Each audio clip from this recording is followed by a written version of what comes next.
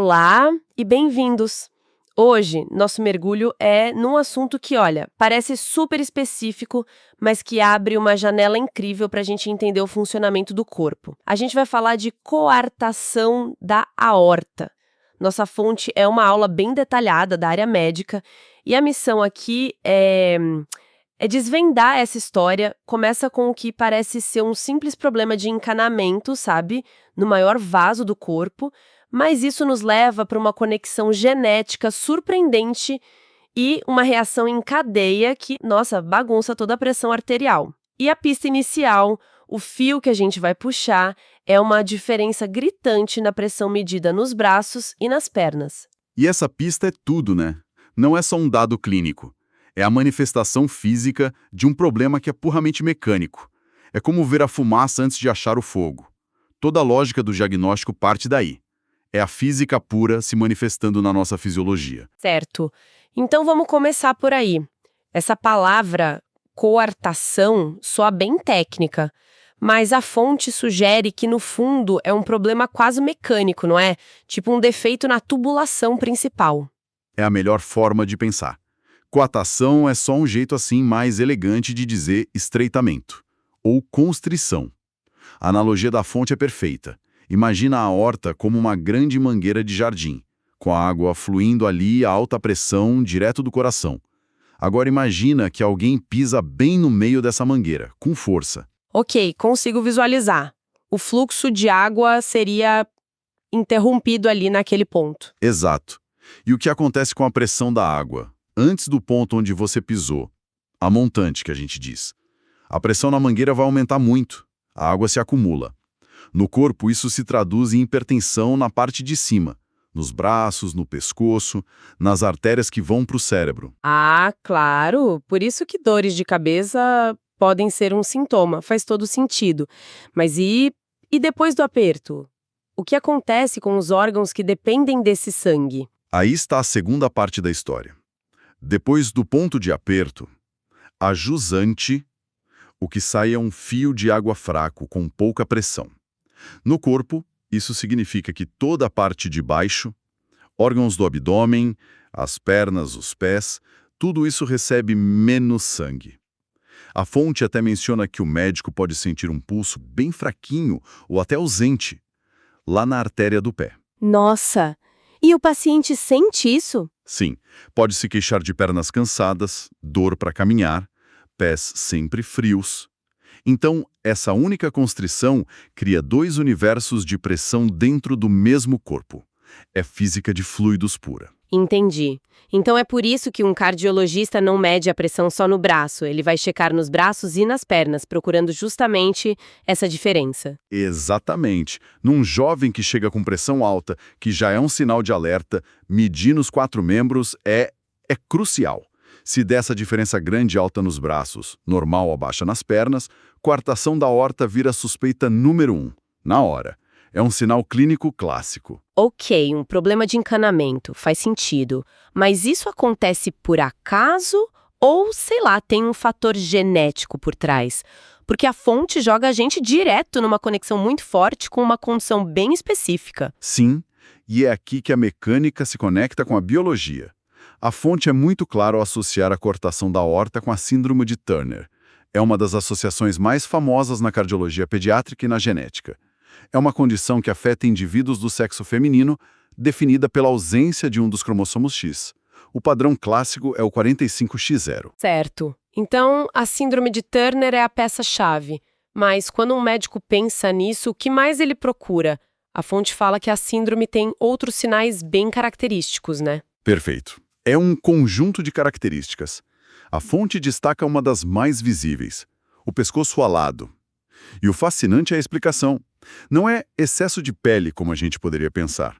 A causa é um linfangioma, uma má formação dos vasos linfáticos do pescoço. Como assim? Durante o desenvolvimento do feto, o sistema linfático não consegue drenar um líquido direito naquela região. Esse acúmulo de líquido, que se chama higroma cístico, pode até ser visto no ultrassom. Depois que o bebê nasce, isso se resolve, mas deixa essa aparência de pescoço alado. Que incrível! Então não é uma coincidência de problemas, é um efeito dominó que começa lá na genética, afetando vários sistemas que nem parecem relacionados. Exato. Acredita-se que os genes no cromossomo X, que são afetados na síndrome de Turner, têm um papel fundamental no desenvolvimento, não só do sistema reprodutivo, mas também do linfático e do cardiovascular. É por isso que a gente vê esses problemas aparecendo juntos. Eles têm a mesma origem lá no desenvolvimento embrionário. A fonte fala de mais alguma coisa no coração, além da coartação? Sim, menciona outra anomalia muito comum nesses casos, a válvula aórtica bicúspide.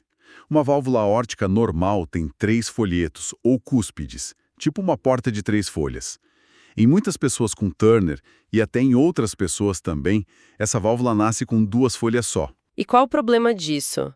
Se ela abre e fecha, não deveria funcionar? Ela funciona, mas não também e nem por tanto tempo.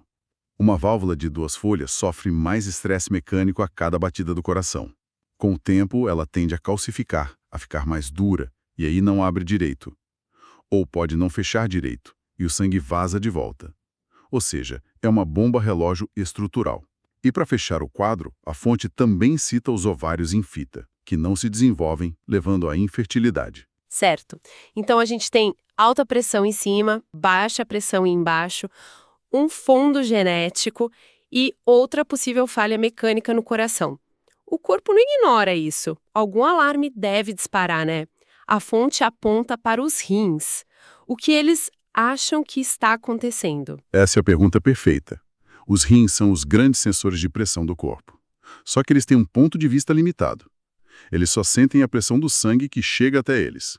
E como eles estão depois do estreitamento, o que eles sentem é um fluxo de sangue baixo, uma perfusão renal diminuída. E eles não têm como saber que a culpa é de um bloqueio lá em cima na horta. Nenhuma. A interpretação deles é lógica, mas está errada.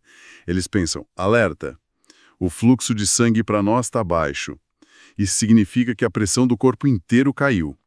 Ativar o protocolo de emergência. Peraí, deixa eu ver se eu entendi a ironia. O corpo tem um mecanismo de segurança para pressão baixa, mas por causa de um defeito de encanamento, esse mecanismo vira o grande vilão da história. É a ironia fisiológica perfeita, resumiu brilhantemente. O protocolo de emergência dos rins é liberar uma enzima chamada renina. A renina dá o pontapé inicial numa cascata hormonal super famosa, o sistema renina-angiotensina-aldosterona. E o resultado final disso é contração dos vasos sanguíneos e retenção de sal e água. E tudo isso faz a pressão arterial subir, em todo lugar. Exatamente.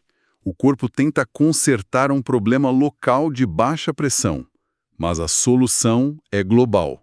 O resultado, a pressão na parte de cima, que já estava altíssima por causa do bloqueio, sobe ainda mais. É o que a gente chama de hipertensão secundária. O corpo, tentando se salvar, acaba piorando a situação. Essa cadeia de eventos, constrição, baixa perfusão renal, renina, hipertensão, é um raciocínio clínico complexo, mas muito lógico. É fascinante ver as peças se encaixando. É um ótimo jeito de colocar. É sobre entender o processo, não só decorar os fatos. É o tipo de raciocínio que se fortalece com a prática, conectando os pontos. E falando em prática, essa é uma ótima hora para mencionar.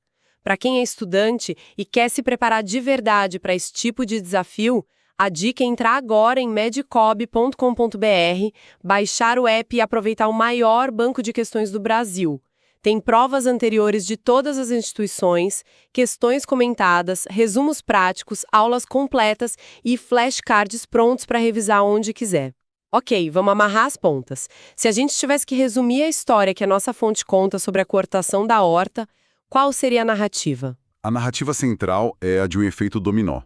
Começa com uma única falha estrutural, um problema mecânico no maior cano do corpo. É o primeiro dominó. Certo. E essa falha mecânica cria uma consequência física imediata, que é a nossa grande pista. A diferença de pressão, alta nos braços, baixa nas pernas. Isso mesmo. O dominó seguinte é que essa falha não é aleatória. Ela está muito ligada a um erro de projeto genético. A síndrome de Turner, que também explica o pescoço alado e a válvula do coração com só 2 cúspides. E o último e talvez mais irônico dominó é a reação do corpo. Os rins, sentindo o baixo fluxo, tentam ajudar e disparam um alarme hormonal que eleva a pressão no corpo inteiro, piorando o que já estava ruim. Perfeito. É uma cascata de eventos que vai da anatomia à genética e à fisiologia hormonal. E o fascinante aqui é como um único problema anatômico, bem localizado, pode gerar uma resposta tão complexa e sistêmica. Isso levanta uma questão importante, sabe?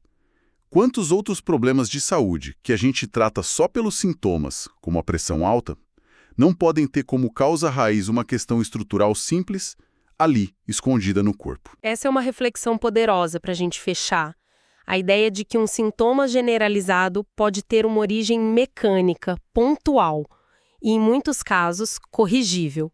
Isso muda o jeito de pensar o diagnóstico. Nos lembra que, às vezes, a resposta mais elegante não está no novo remédio, mas em olhar para o corpo como um sistema incrível e, às vezes, falho, de engenharia que